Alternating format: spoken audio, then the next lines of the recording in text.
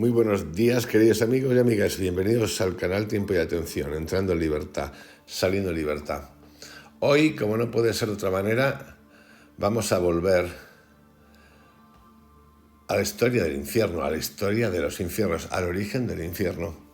Esta cosa creada por el ser humano, desarrollada por la mente, el ser humano, la estructura de poder que afecta a todo, la religión, la guía, el misticismo, el poder, los intermediarios, los gurús, y que tiene una historia fascinante, como podemos ver en este podcast, del cual hoy entramos en el capítulo 18, después de haber revisado juntos ya un montón de audios en el que hemos revisado el infierno etrusco, védico, mérico, el gel, el chamanismo, América precolombina, África, la India, Grecia, Roma, el infierno popular, la pesadilla de los padres de la Iglesia, Dante, el infierno musulmán, que trajo algún problemita que otro, los escolásticos, y hoy nos vamos a un viaje ya importante. Esto ya toma una forma. A partir de aquí ya viene el infierno. Y que tiene que ver con el infierno y cómo se desborda en la tierra entre los siglos XIV y XVI. Un mundo fascinante. El final de la Edad Media y el comienzo de los tiempos modernos son una de esas épocas privilegiadas en las que el exceso de desgracias hace que se resquebraje el tenue barniz de civilización y se despierte el demonio que dormita dentro de cada hombre. La naturaleza, la política y la religión parecen ponerse de acuerdo para colmar de desgracias a la miserable humanidad. Son 2 siglos y medio de calamidades que no afectan a todos por igual, ni se dan simultáneamente ni de forma continua, pero su acumulación a nivel europeo no deja de ser impresionante desde la Guerra de los 100 años hasta las guerras de la religión.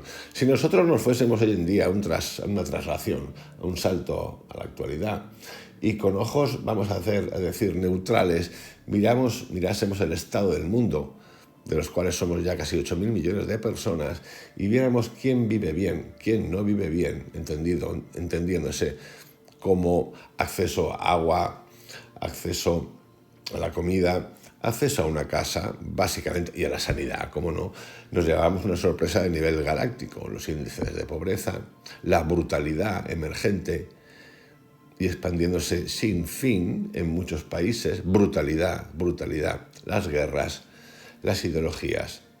Pues también nos podemos llevar un sustito. De hecho, hace 4 años, ¿no? Hace 4 añitos empezó lo que alguien, bueno, hay gente que ha vivido guerras en la actualidad, incluso recientes, y hay gente que no ha vivido nada. Y nos tocó a todos en la humanidad el tema de una pandemia totalmente desbordada, totalmente loca, que se llevó por delante un montón de gente, sí, que luego los grandes gestores de la sanidad, de lo público, del control, de la ideología, de las religiones, se encargaron de usar para el control. Un infierno. Entonces, como veréis en la historia, si leéis libros de historia, veréis que se repite constantemente, porque uno dice, no, es que el pasado fue mejor, es que el futuro va a ser mejor, o lo que sea, da igual. Se repite el tema de la hipnosis a través del poder en todas las partes del mundo. Se repite.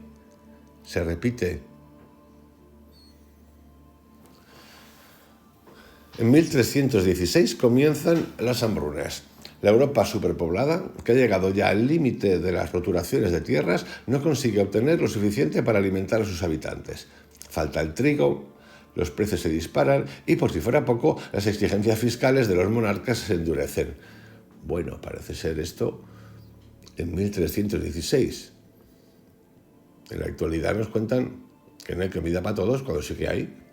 Los precios se disparan en los últimos 2 años de superinflación, en algunos países de risa. ¿Y las exigencias fiscales? ¿De quién? De los monarcas. ¿De entonces? ¿Hoy de quién? De los estados, que son intermediarios. Son una élite aparte, se llama Estado. En 1340 la Guerra de los 100 años se abate sobre Francia y sobre los Países Bajos con su séquito de tropas regulares, de mercenarios impagados, de aventureros, de malhechores pillos de toda especie, viviendo a expensas del país. En 1348 hace su aparición la peste negra. En 3 años se lleva 1/3 de la población europea, mientras el clima sufre un descenso de temperatura. La peste negra se supo después que venía producto de un tipo específico de roedor de rata. Los inviernos se prolongan, los ríos se hielan durante meses y los lobos entran en París. A esto viene a añadirse la guerra civil, las revueltas urbanas, las masacres represivas, las carnicerías entre armagnacs y borgoñones, las matanzas de la Guerra de las Dos Rosas y las guerras husitas. El diario de un burgués de París, escrito en la primera mitad del siglo XV, es una letanía de catástrofes. Y dice así: se saqueaba todo en un radio de unas 20 leguas. Cometían actos de pillaje, robaban, mataban en las iglesias y por doquier el resultado fue que el pan adquirió un precio prohibitivo durante un mes. El sextario de buena harina valía 54 o 60 francos. Los pobres, completamente desesperados, huían.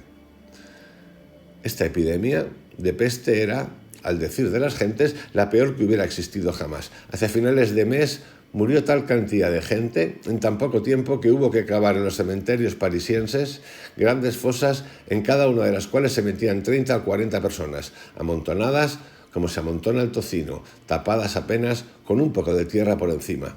Se mató a tanta gente, hombres y mujeres, desde medianoche al mediodía, que se contaron 1.518 víctimas amontonadas en el palacio, en el patio trasero.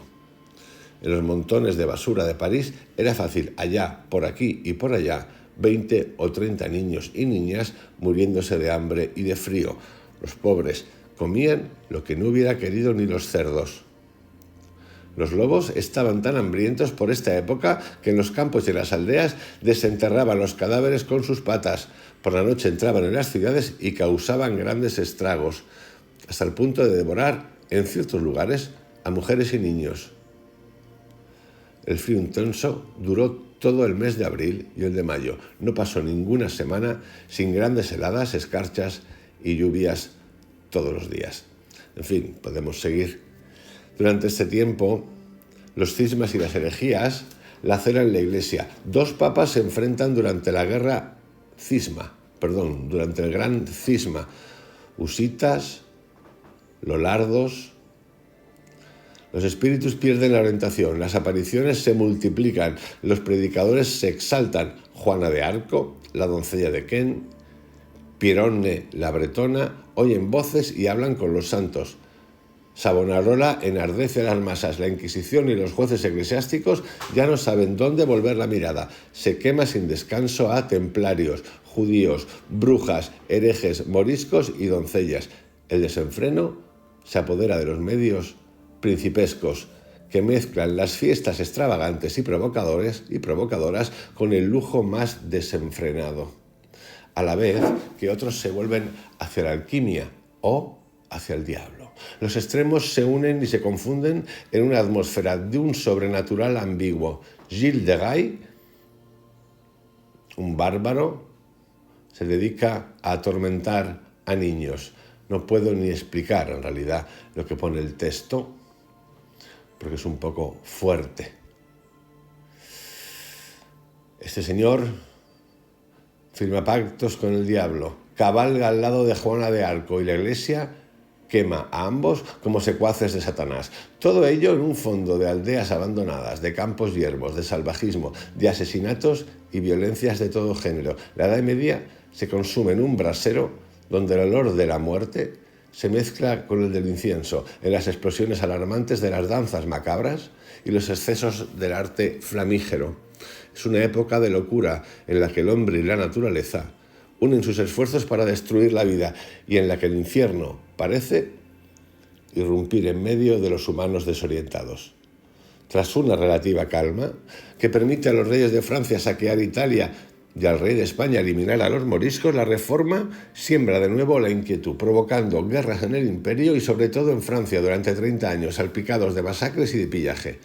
Es un periodo propicio para todos los excesos, todos los desequilibrios y para el desbordamiento de lo irracional y de lo sobrenatural. En no pocos aspectos, desde el siglo XIV al XVI, la tierra no tiene mucho que envidiar al infierno, que parece haber abierto en ella una sucursal.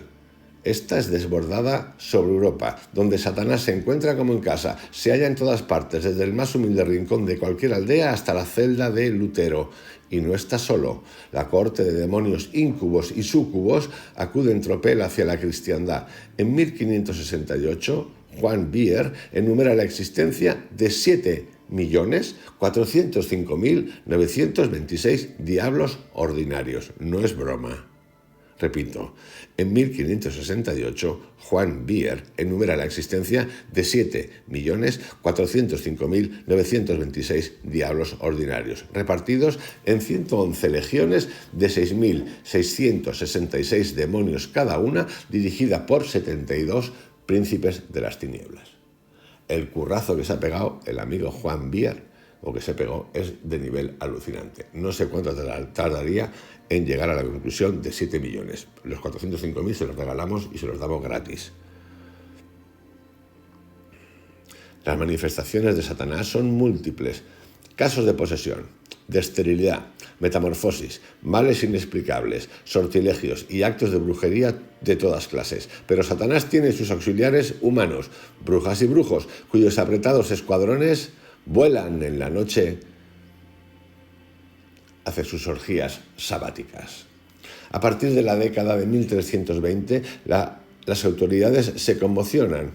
La bula de Juan XXII, que equipara la brujería a la herejía, en 1326 señala el comienzo de un periodo de represión antidiabólica sin precedentes en la historia, que va a durar más de 3 siglos y que culmina en el periodo de 1500 y 1640. Fijaros en una cosa. Un estado de economía desastrosa, producto del desconocimiento, y de abuso de poder, producto del conocimiento, y de muertes por las pestes, peste, COVID, 1000 cosas, desata las apariciones, las persecuciones, los encierros. Ahora quiero que nos traslademos a una época actual y ver qué ocurría. ¿Una época de qué? Una época de conmoción, una pandemia como fue el COVID, control total de la sociedad, crisis hoy en día psicológicas definidísimas, que en esa época ni existían, ni existía la psicología, aumento de los excesos, aumento de las apariciones, sí, hoy en día, aumento de sectas, la gente siguiendo a elementos y elementas institucionales y no institucionales. Aquí está incluido el Estado, no creéis que es todo religioso, buscando la salvación. Represión máxima. Este hecho,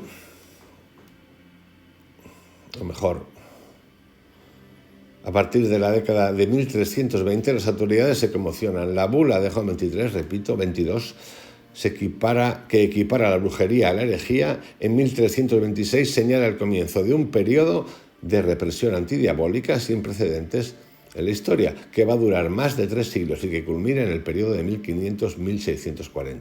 Este hecho ha llamado la atención de algunos de los mejores historiadores de nuestra época, que la han descrito de forma magistral, desde Robert Mandrou hasta Jean Dulemont.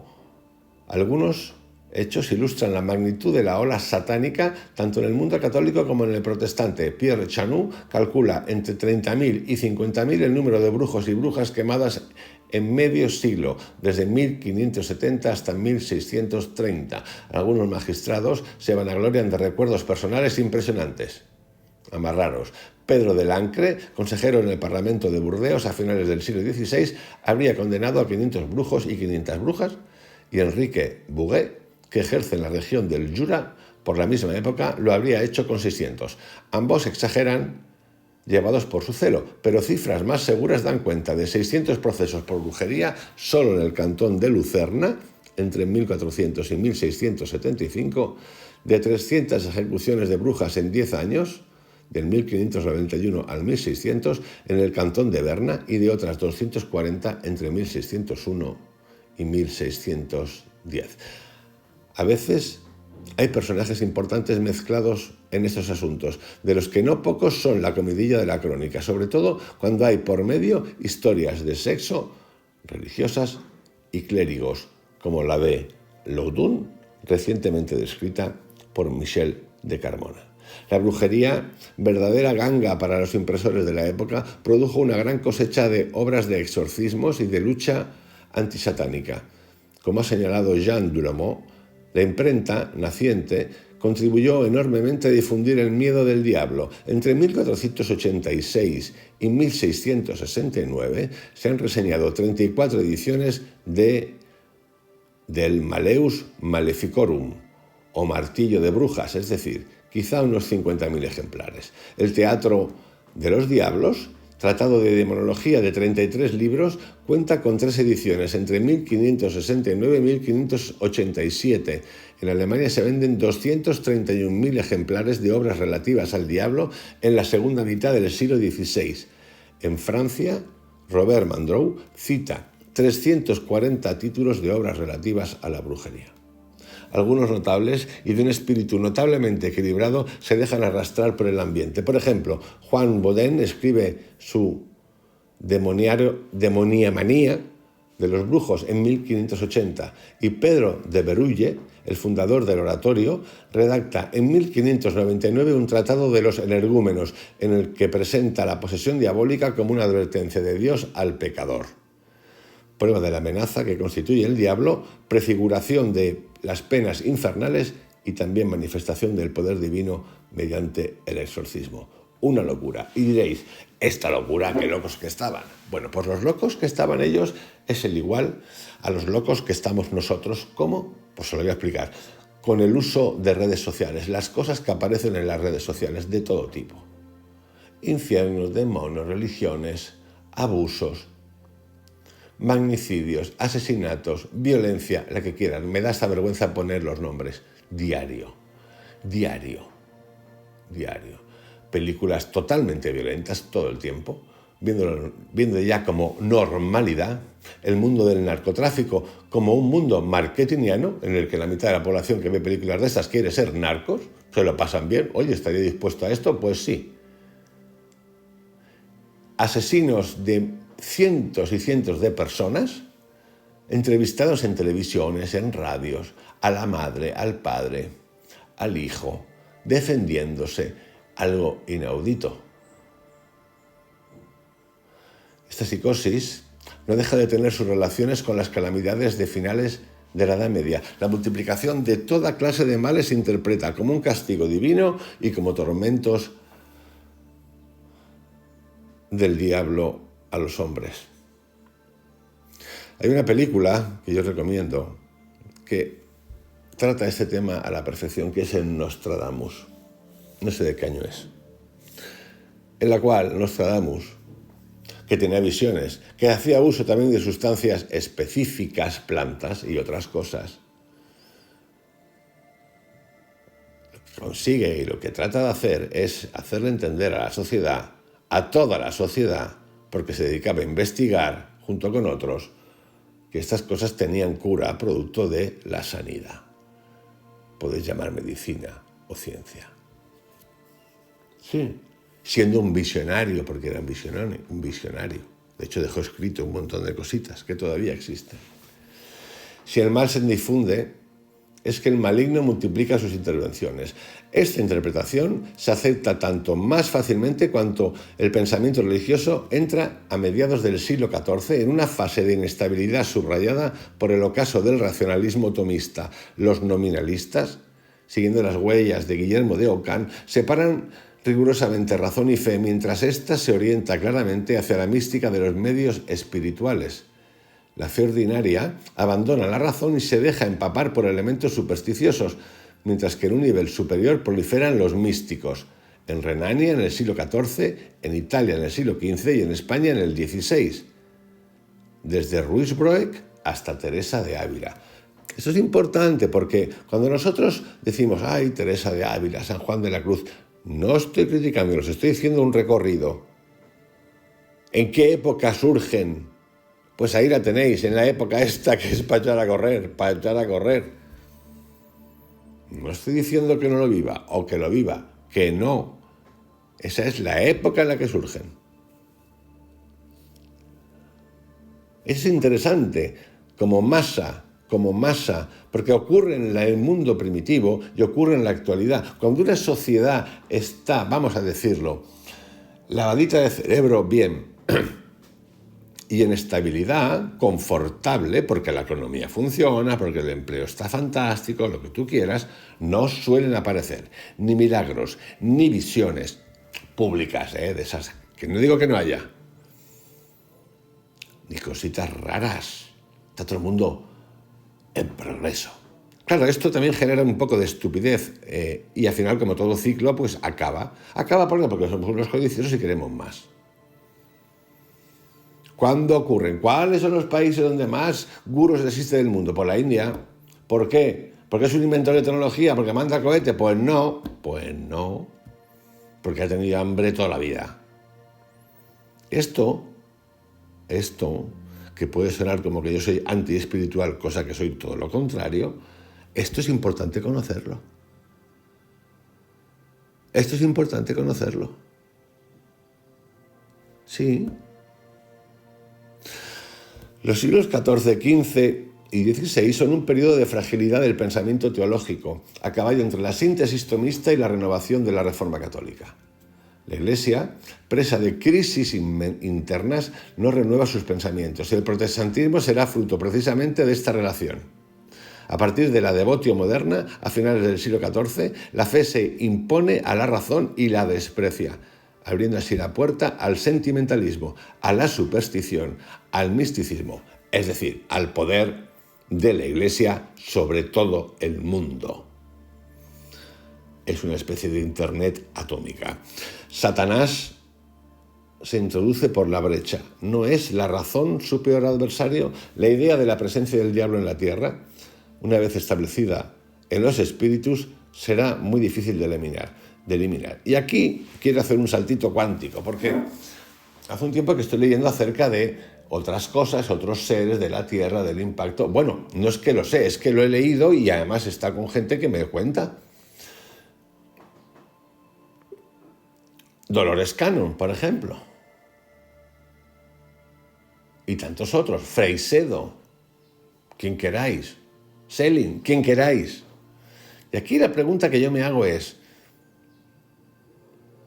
ya no entro en si es verdad o no. Que nos visitan, no tengo ninguna duda.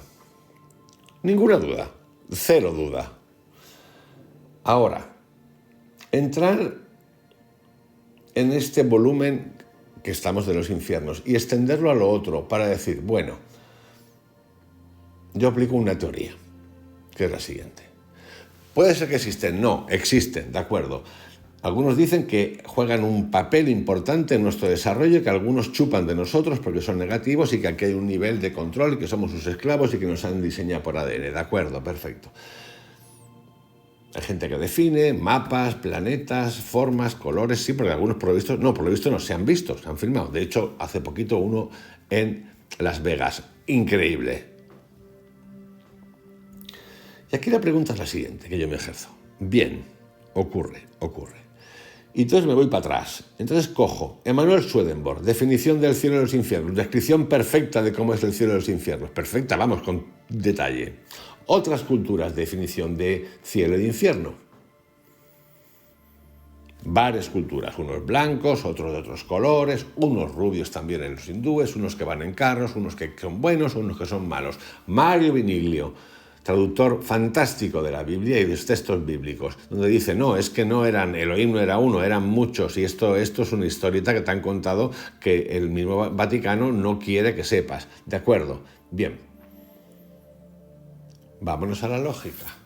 O a mí me gusta irme a la lógica. Mi poder, ¿qué poder tengo yo? Tengo el poder de ver. ¿Cuánta certeza hay aquí? ¿Dónde está la certeza? Y a partir de la certeza decir, ¿qué puedo hacer yo? ¿Cómo me puedo salir del sistema? ¿Cómo me puedo salir del sistema? El sistema, ¿qué es el sistema? ¿Quién tiene el sistema? Yo creo que hoy en día nosotros ya podemos tener cierta lucidez acerca de qué es el sistema, cuántos sistemas hay, o los números de sistemas que haya, y dónde está y dónde reside nuestra esencia, que es una vibración consciente cuántica individual.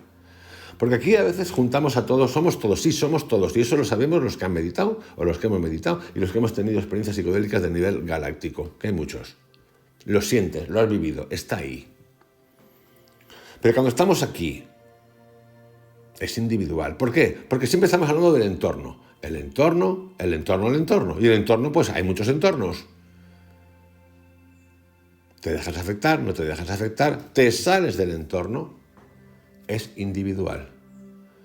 Porque hay gente que tiene visiones de ángeles así, y porque los de México, los tamaños de México, tienen visiones así, porque uno es un leopardo, un gato, una cabra, una vaca, un gato, a ver, un águila. Cada cultura en su cultura.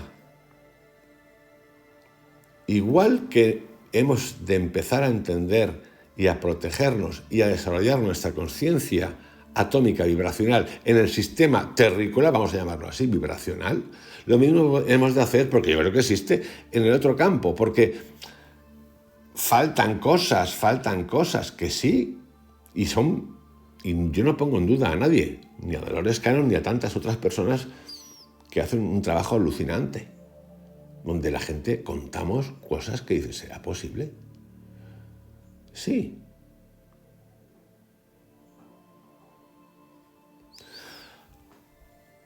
El ser humano, yo no tengo la duda, y es lo que nunca he hecho, tiene algo dado por la divinidad, y lo llamo divinidad, llámalo como queráis, que es el libre albedrío. El libre albedrío es la disponibilidad energética de elegir.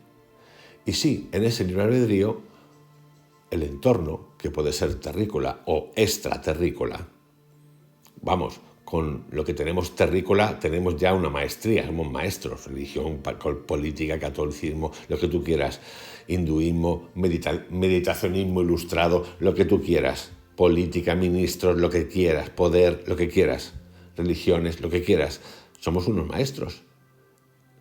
Si nosotros conseguimos entender y soltarnos de esa parte, lo que hacemos es saltarnos. Sí, porque es energía, es vibración, no es mundo físico. Hay impacto en el mundo físico, pero la esencia no es física. Seguimos.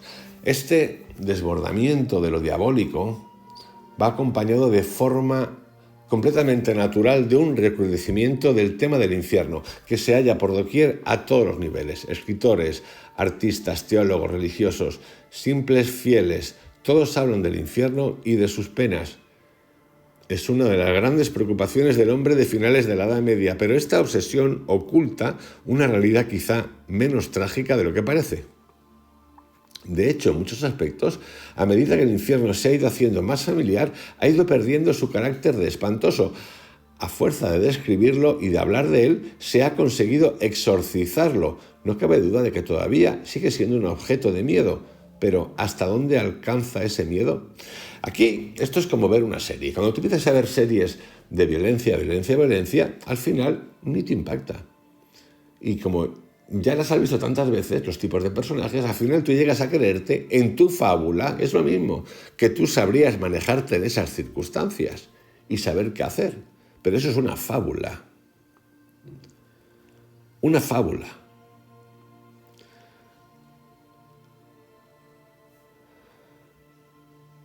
Vamos ahora a dar un saltito a la familiaridad y al escarnio.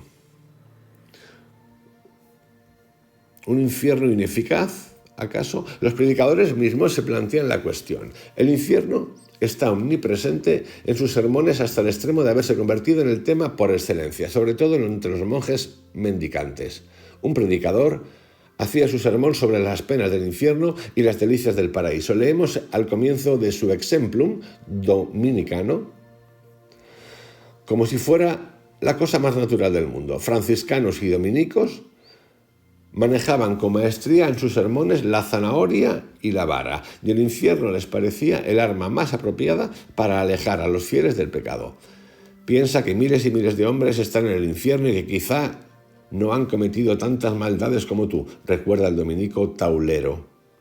Mientras que su hermano de hábito, Vicente Ferrer, declara: si piensas en las penas infernales de los condenados, penas que están preparadas para todos los pecadores, creo que cualquier penitencia, cualquier humildad, cualquier pobreza, cualquier lucha que quieras tener que soportar por Dios en esta vida te parecería ridícula si con ella evitas estas terribles penas. Amenazas, amenazas, amenazas.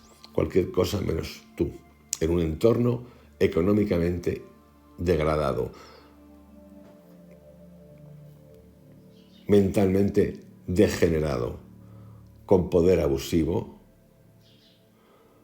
con mal uso de recursos y con pandemias. Este, llamado el ángel del Apocalipsis, recorre las aldeas francesas a comienzos del siglo XV, predicando contra los vicios y condenando al infierno a los codiciosos, a los injustos, a los disolutos. Encaramado en un estrado de tablas en el cementerio o en la plaza de la iglesia, truena contra los pecadores, juntando el gesto y la mímica a la palabra para evocar los suplicios y el horror de los infiernos. El Circo del Sol, pero en plan infierno. Otros, lo mismo que él, imitan los gritos de los demonios y se muerden el brazo para ilustrar las palabras de Isaías. Cada quien devorará la carne de su propio brazo. Todos están de acuerdo. El juicio final se acerca y es hora de arrepentirse, porque serán muchos los que irán al infierno. Yo os quiero hacer una aclaración aquí también. Diréis, qué pirao que se pega un bocado en el brazo, el nota este, ¿no? Bueno, yo creo que si nosotros, los comunes mortales, no psicólogos, no psiquiatras, pudiéramos ver un 5% de las cosas y los casos que ven los psiquiatras y psicólogos del mundo, seguramente no diríamos ni mu acerca de qué locos que estaban, ni mu. Pero eso simplemente lo suelto para que lo tengamos ahí flotando como un satélite.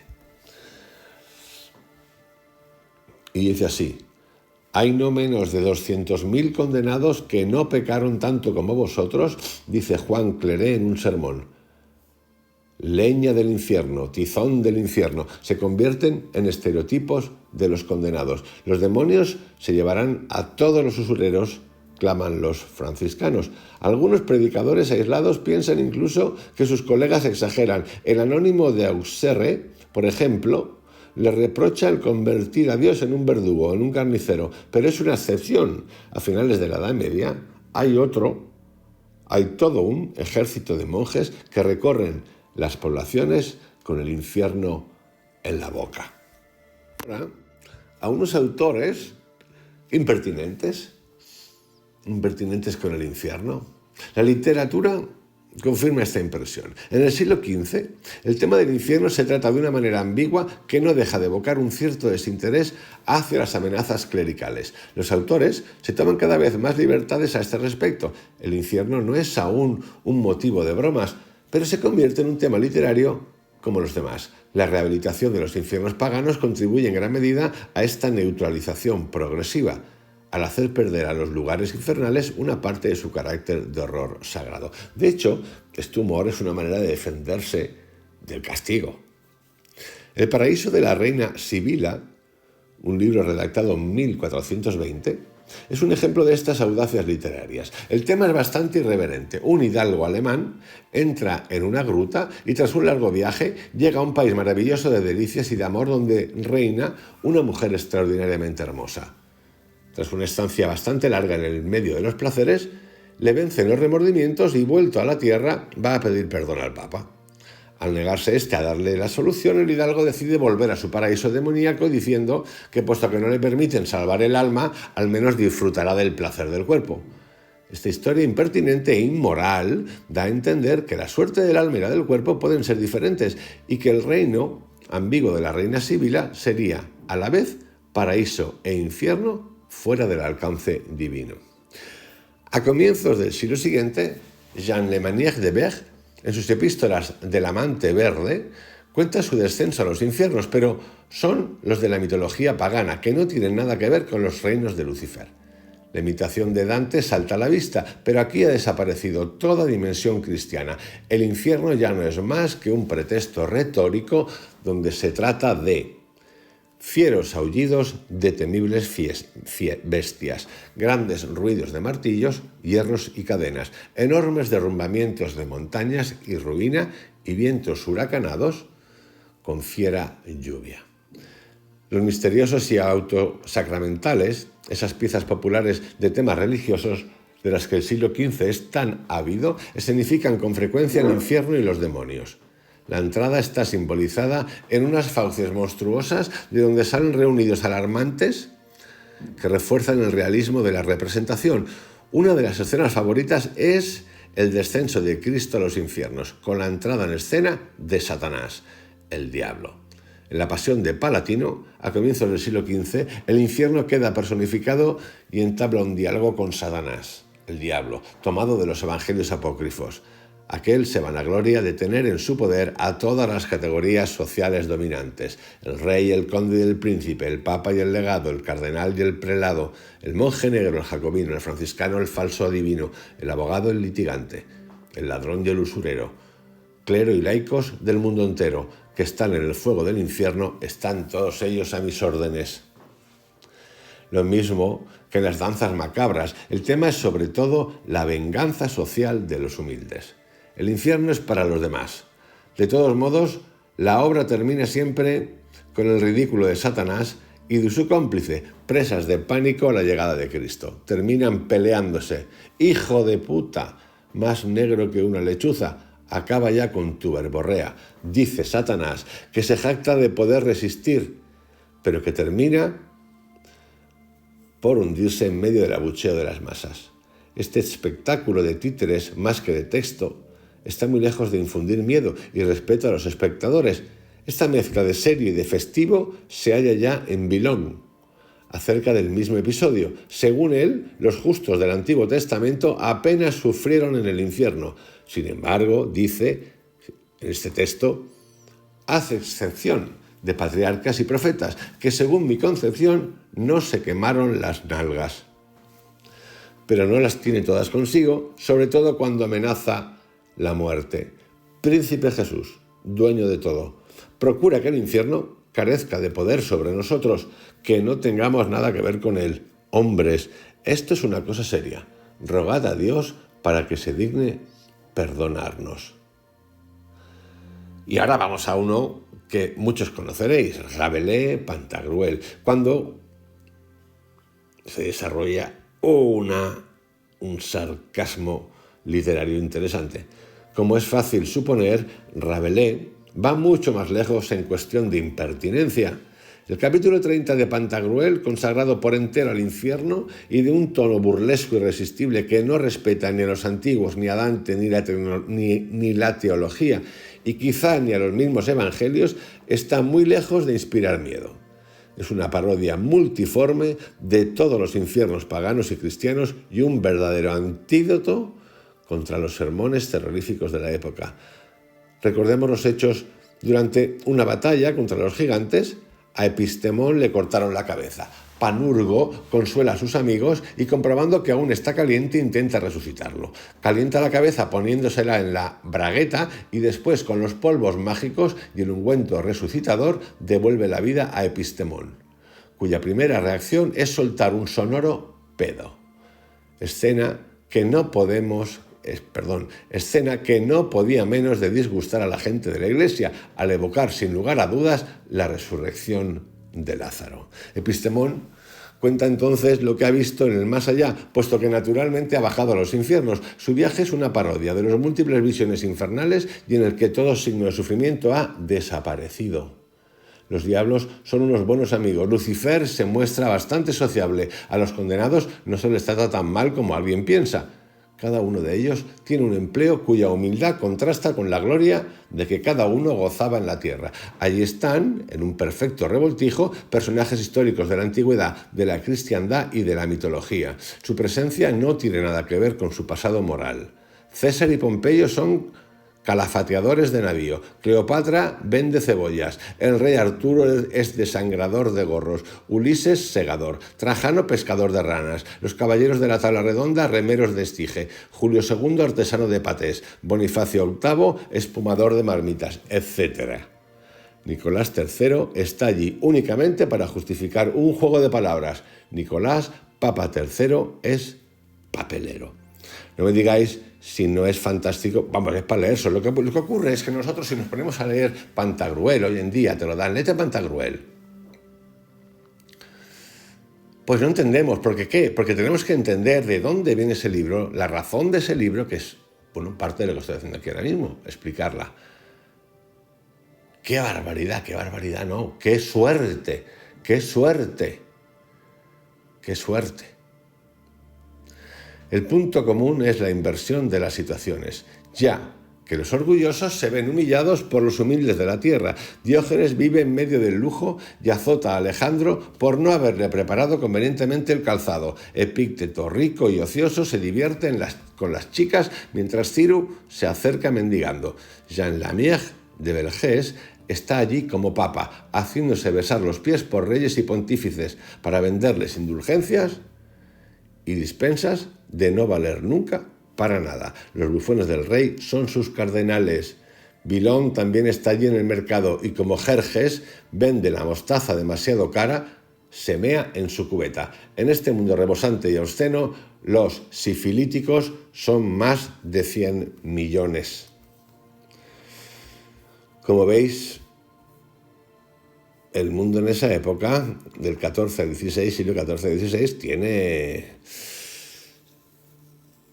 muchos matices. Y sí, siempre ha habido estos personajes que la sociedad tacha de pero que son los pioneros de mandar al carajo, literalmente, a todas estas mentes corrompidas que nos han corrompido, corruptas, controladoras, que se quieren apoderar de lo terrenal y de lo divino. Ahora quiero dar un saltito como contraste, porque estaría muy bien hacerlo, ya que estamos de Pantagruel, que es un sarcasmo tras un sarcasmo, que me gusta muchísimo. Nos vamos a ir a otro apartado que la gente tendemos a idealizar: el infierno de los místicos. Los siglos XIV y XV son una época de pobreza teológica y de riqueza espiritual. Yo no sé lo de la pobreza teológica si tiene sentido o no, porque al final es en la teología lo que estudia a Dios, el estudioso de Dios. Estudiar a Dios es un poco peculiar, porque ya asumes que está Dios y tienes una forma de Dios. Y lo que haces es interpretar los textos que ha escrito gente acerca de Dios. La mística eclipsa la reflexión lo mismo que el sentimiento asfixia la razón. Es un periodo propicio para los desbordamientos infernales. Los elementos diabólicos se infiltran en la tierra por las resquebrajaduras del pensamiento racional y se alimentan de las catástrofes humanas naturales. Todos estos datos están íntimamente relacionados. La piedad de finales de la Edad Media es enormemente emotiva. Da pie al abuso con facilidad. La fe, desvinculada de la razón por el ocamismo y el nominalismo, busca otras garantías y otros consuelos. Al infierno, en este contexto, le va a corresponder desempeñar un papel saludable. En cierto modo, se puede decir que va a ser para los espirituales y para los místicos un sustituto de la razón. Es otra forma del desbordamiento del infierno hacia la tierra. Llena el vacío dejado por el abandono de la razón. Esto se ve de manera flagrante en el devotio moderna del siglo XV, la imitación de Cristo, el mayor éxito de la literatura espiritual de la época. Atribuye al infierno un doble papel práctico. Pensar en los tormentos que podemos evitar nos consuela de nuestras pequeñas miserias presentes y el miedo de caer en él nos ayuda a luchar contra el pecado. En todas las cosas mira el fin. En todas las cosas mira el fin. ¿Y cómo estarás ante aquel juez tan severo a quien nada se oculta, que no se ablanda con presentes ni admite disculpas, sino lo que sea justo, eso fallará? Apelando a la idea de clasificación, la imitación declara que cada pecado tendrá su pena particular. De nuevo, aun siendo místicos, no desaparece el factor del castigador y la severidad. Es que, ¿por qué es así? O sea, alguien decidió que Dios era un cabrón severo. Bueno, justo pero severo. O sea, ¿pero qué es severo? Severo no es justo. Justo es justo. Severo es otra cosa. Severo no es una cualidad de la justicia. ¿Qué cojones? Pero es que ya aquí ya nos manejamos en las palabras. Pues sí, severo es justo. ¿Qué dices? Bueno, un mini ataquito. Apelando a la idea de clasificación, la imitación declara que cada pecado tendrá su pena particular. En lo que el hombre más pecó, en eso se le castigará con más rigor. Allí se punzará a los perezosos con ardientes aguijones y se atormentará a los glotones con hambre y sed terribles. Allí los lascivos, a los amigos de placeres, los bañarán con pez hirviendo y hediondo azufre, y cual perros rabiosos aullarán de dolor los envidiosos. No hay vicio que no tenga entonces su propio castigo. Allí a los soberbios se los colmará de humillaciones, y los codiciosos se verán reducidos a la última miseria. Más terrible será entonces aún una hora de sufrimiento que en esta vida 100 años de durísima penitencia. Allá no hay descanso ni consuelo para los condenados. Acá se descansa a veces de los padecimientos y se goza del consuelo de los amigos. Conclusión. Piensa en el infierno y será feliz. Fijaros qué frase. Conclusión. Piensa en el infierno y será feliz. Piensa en lo peor y será feliz. Alucina. Ya podéis entender un poquito más, podemos entender un poquito más de dónde vienen todos estos pensamientos negativos que no tenemos uno bueno al día. Si más pensaras en la muerte que en vivir largos años, sin duda, con más celo te enmendarás. Y si atentamente en tu interior consideraras las penas que en el infierno y en el purgatorio habrá, creo que gustoso sufrirías trabajos y dolor, sin temer ningún rigor. Por otra parte, es bueno que si el amor no te aparta del mal, te contenga al menos el miedo al infierno. Mas quien descuida el temor de Dios no podrá preservar mucho el bien, pues muy pronto en los lazos del diablo caerá. El temor de Dios. O sea, que tú tienes que tener miedo. Ahora entenderéis, o podemos empezar a entender, por qué esto del miedo y desconocimiento es tan común en el ser humano. Es cierto que me estoy centrando en Europa, pero en este texto, en este audio podcast, también he hablado del infierno hindú, del musulmán, del budista. Eso es importante. Hay diferencias, hay muchas diferencias en los textos asiáticos en los que esto se trata de otra manera, pero también existen los demonios, sin duda.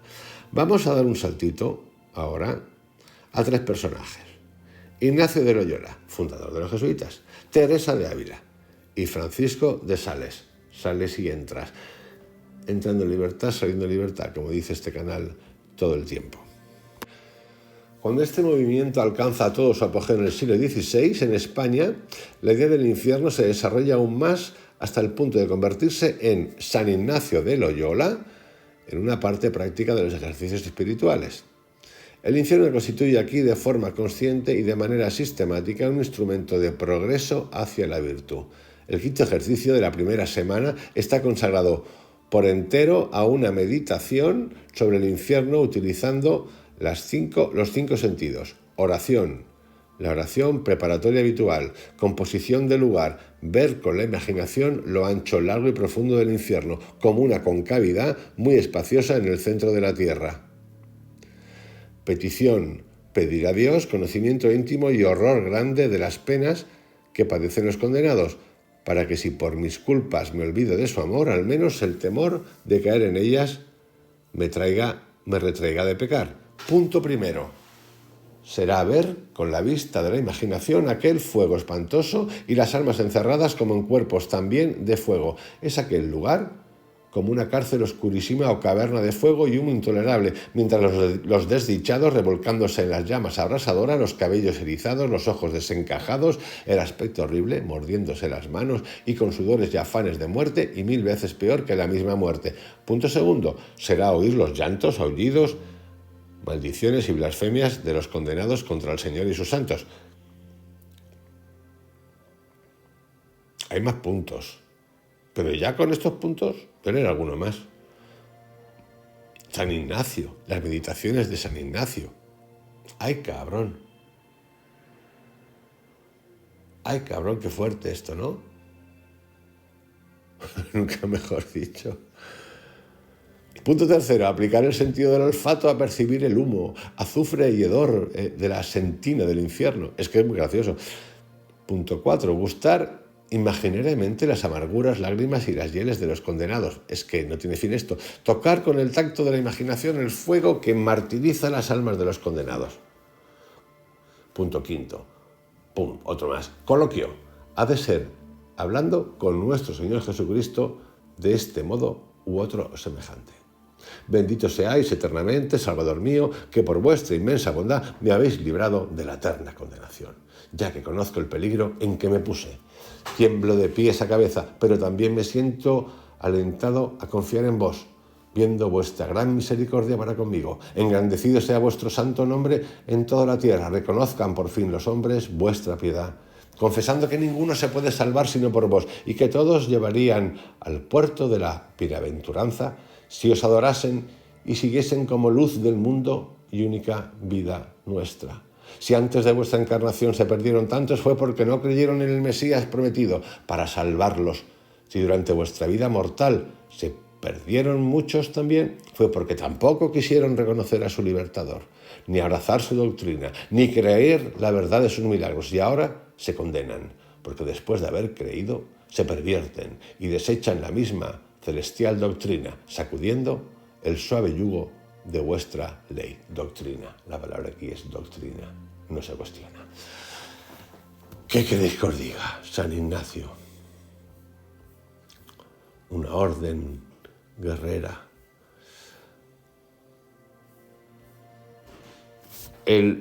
Francisco de Sales, o San Francisco de Sales, que es muy divertido. En el combate contra el diablo todas las armas son buenas, incluso el temor servil y mercenario. En 1609, en la introducción de la vida devota, Francisco de Sales, como buen consejero espiritual, establece su sistema defensivo. Su séptima meditación adopta el estilo de los ejercicios de San Ignacio. Preparación. 1. Ponte en la presencia de Dios. 2. Humíllate y pídele su asistencia. 3. Figúrate una ciudad tenebrosa ardiendo en llamas de azufre, pestilencial y llena de ciudadanos que nunca pueden salir de ella. Consideraciones. Los condenados están en el abismo infernal. Además de todos estos tormentos, hay otro todavía mayor. Y así podemos continuar. Al final esto, de verdad, es como terrible. Terrible. Y esos son los místicos que se han salvado de la quema. Y que la Iglesia y muchos no eclesiásticos utilizan como ejemplos. ¿Veis cómo hay que cuestionar todo y preguntarnos? Mirad ahora. El infierno de Teresa de Ávila es la digna apoteosis de una época infernal. Además, posee un valor práctico. Después acá, como digo, todo me parece fácil en comparación de un momento que se haya de sufrir. Lo que yo en él allí padecí, escribe la santa, que por lo demás confiesa que a partir de esta visión el miedo del infierno se convirtió para ella en un verdadero motivo de resistencia al pecado. O sea, te resistes porque te has cagado. Miedo, miedo, miedo. De este modo, los excesos del siglo XIV, XV y XVI desembocan en una irrupción del infierno en la tierra bajo diferentes formas. El infierno físico con las grandes catástrofes demográficas y guerreras, el infierno diabólico con la ola de brujería, el infierno psicológico con el endurecimiento de la amenaza de condenación, de condena. Pero mientras el infierno se convierte en una realidad terrestre, el del más allá comienza a perder fuerza. Los humanistas lo espiritualizan, lo hacen alegórico, lo relativizan. Los artistas lo transfiguran en sus cuadros, como el Bosco. Los fieles sienten cada vez más que eso no va con ellos y lo reservan para los demás. La reforma protestante y católica dará nueva fuerza y vigor al infierno del más allá, volviendo provisionalmente las cosas a su lugar. Y esto es ya para el próximo capítulo, donde en la historia del infierno nos vamos a ir ya a la concreción absoluta, totalizadora de la pesadilla dominada y explotada, o sea, el uso de la pesadilla del infierno. Y esto nos llevará del siglo XVII al XVIII, cada vez más cerca del infierno actual, que nos interesa mucho, por cierto. Cuidaros mucho, tener un excelente día. Hasta mañana.